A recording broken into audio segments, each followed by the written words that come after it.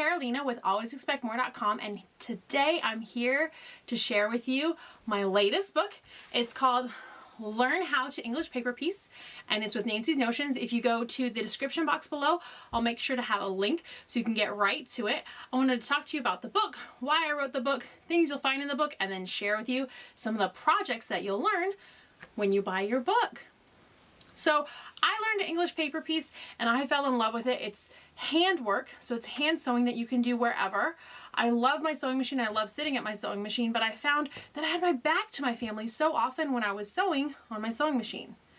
So English paper piecing lets me sit on the couch and be part of the family and enjoy the movies that the families are watching and still keep my hands busy and feel like I'm making progress on some projects. So English paper piecing is often with hexagons. This is a very popular shape in English paper piecing, and so a lot of the projects in the book, Learn How to English Paper Piece, are made with hexagons, but we also do some stuff with diamonds as well. So let me show you some of the projects that I have in the book. The first project in the book, which is also on the cover, is this fun pillow, and it's made with 1.5 inch hexagons. For a beginner, 1.5 inch hexagons are my favorite. They're still small enough that you get that fun patchwork feel, but they're large enough that you really feel like you're making progress. While a lot of people start with the small 1 inch hexagons, it takes longer to really feel like you have a substantial piece with those small 1 inches. So for beginners, I say start with a 1.5 inch hexagons and do something simple like a fun pillow cover. I did use 1 inch hexagons for this little zippered pouch. And you can see I did it on both sides. If you wanted to, you could also just do one side. And in the book, I show you how to then take your sheet of English paper piecing and turn it into a zippered pouch. Super simple to do. One of the frustrations that I've had with English paper piecing, and I know a lot of other people have had with English paper piecing, is once I've started to stitch something together, it takes so long for it to become an actual project. To make a whole quilt out of English paper piecing, especially the 1 inch hexagons, it can take years. So all 10 projects in this book are really more manageable projects that at most could really be done in a weekend. And so a lot of those include applique. Like I made these really fun dresses, and these are pillowcase dresses. This one has just a line of English paper piece hexagons that are appliqued along the bottom. And this one has that super traditional English paper pieced flower on the pillowcase dresses, and I'll show you how to put the dresses together in the book. And these can really be done in an afternoon, and they're so fun and so adorable. Placemats are a fun English paper piece project, and you don't have to have an entire sheet of English paper piecing to make a placemat. You can absolutely just have a couple rows of it as accents on different placemats. And if you put them on different colored backgrounds, you get completely different looks on your fun placemats. So placemats are a great option for English paper piecing, and you can definitely make a placemat in an afternoon. Something really fun about English paper piecing is that it has an unusual edge when you finish it. So I made this fun tech pouch that takes advantage of that unusual hexagon edge, both on the upper flap and on the lower flap. And this fits an iPad mini or a Kindle Fire right in there. And I show you how to get this all put together and add on the clasp. And this one was made with 1 inch hexagons, and it's super fun and scrappy.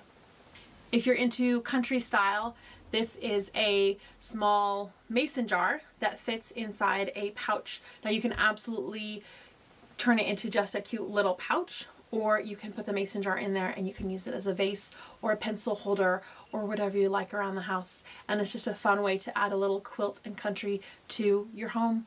And if you change up the fabrics, you'll definitely get a modern look with this as well.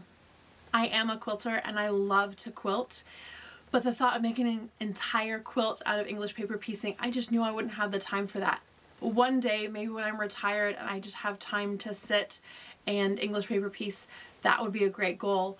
But to make a full grandmother's flower garden quilt, it was too daunting. So I came up with a alternate, which is this grandmother's flower patch quilt.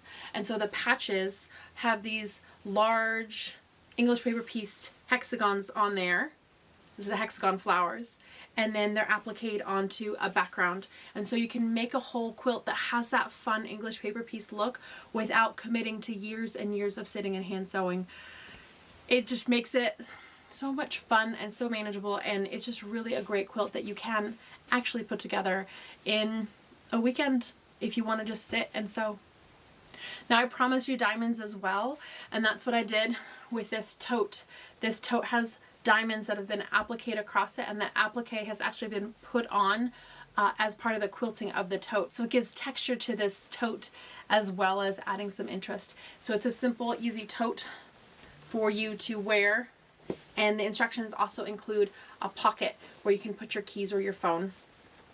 And this is perfect for throwing in some books, for a trip to the park, some snacks. It's just the perfect size for a tote for the day out. One of my favorite things about English paper piecing is how fun it is to fussy cut fabrics.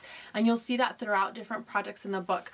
For example, this little bag, you'll see I fussy cut some of these little images here because they fit so perfectly in that 1-inch hexagon shape. And it's so fun to add little touches of fussy cutting in your work. Diamonds are amazing for fussy cutting, and so I included these fussy cut coasters in the projects. These fussy cut coasters, I just did some really simple fussy cutting of the inner fabrics and then fussy cut all the stripes around it. And these are actually put onto felt, so they make a great weekend project. And then there's more fussy cutting with the dream catchers.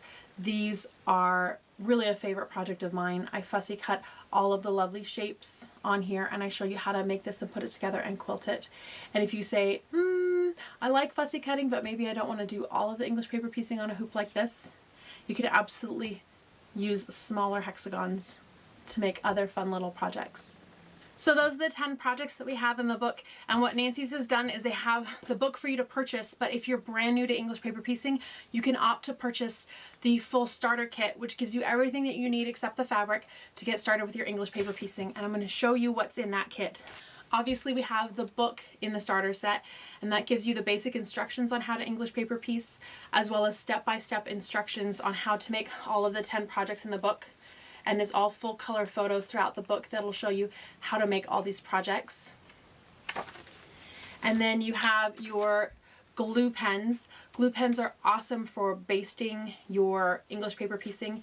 I began by thread basting my English paper piecing, and as soon as I learned that I could glue baste, everything went so much faster, and it was just really a miracle to be able to add glue basting instead of thread basting to my English paper piecing. Some great little micro tip scissors. These are perfect for both cutting your fabrics as well as cutting your thread as you're going through and doing your English paper piecing. There are 1-inch hexagons in here as well as 1.5-inch hexagons, and those will get you through most of the projects in this book. This is my favorite thread for English paper piecing, and it's what I've used for all the projects in the book. This is Wonderfil's Invisifill thread, and I've chosen this light gray color because it'll really blend in with almost all fabrics. This Wonderfil Invisifill, it's 100 weight thread, and it's like stitching with a hair, except it's stronger than my own personal hair that would be ever to sew with. So I've had Wonderfil Invisifill in here. And then we have some Best Press, which is a starch alternative, using a starch or starch alternative on your fabrics to stiffen up just a little bit before you baste. Just gives it a little more crispness and really gets those corners nice and sharp. So all you need to get started is your fabric and a needle. I recommend whatever needle you prefer for doing your bindings, whatever your favorite hand sewing needle is. Smaller is always better, but whatever you really like to sew with, that's perfect for English paper piecing. And you just grab the book and the starter set if you need and get started. If you have any questions or comments, make sure you leave those down below. Make sure you give this video a thumbs up, and if you want to find more awesome sewing and crafting, make sure you subscribe to this channel by hitting that subscribe and the bell, and I'll make sure to have more fun crafting and quilting goodness for you very soon. Thanks so much for watching. I hope you enjoy the book, and I'll see you later. Bye-bye.